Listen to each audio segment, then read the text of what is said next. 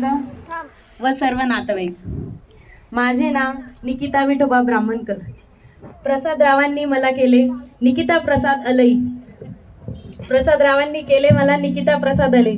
पण निकिता अलईला अलई मॅडम करणाऱ्या तुमच्या आमच्या सर्वांच्या लाडक्या फुलदेवरे मॅडम यांच्याबद्दल मी गोड असं थोडंसं सांगणार आहे.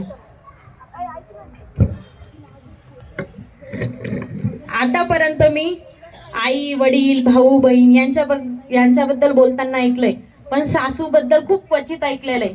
आणि ऐकलेलं जरी आहे ते की माझी सासू अशी का अशी हेच ऐकलेलं आहे. अर्थात त्यांचीही चूक नाहीये. भारतीय संस्कृतीप्रमाणे सासू म्हणजे सारख्या सूचना आणि सून म्हणजे सूचना नको. एक चालती बोलती फिरणारी रोज सकाळी लवकर उठून मी एक व्यक्ती बघत असते.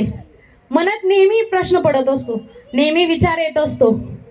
आरशात बघते स्वतःला, विचारते स्वतःला, म्हणत असते नेहमी असाही एक प्रवास असावा ज्यात बघते मी स्वतःला.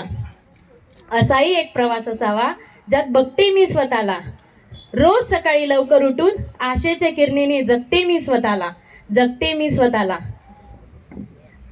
अनेक संकटांना मात देऊन आनंदाचे क्षण बांधते मी पदराला. अनेक संकटांवर मात देऊन आनंदाचे क्षण बांधते मी पदराला. असाही एक प्रवास असावा, असाही एक प्रवास असावा.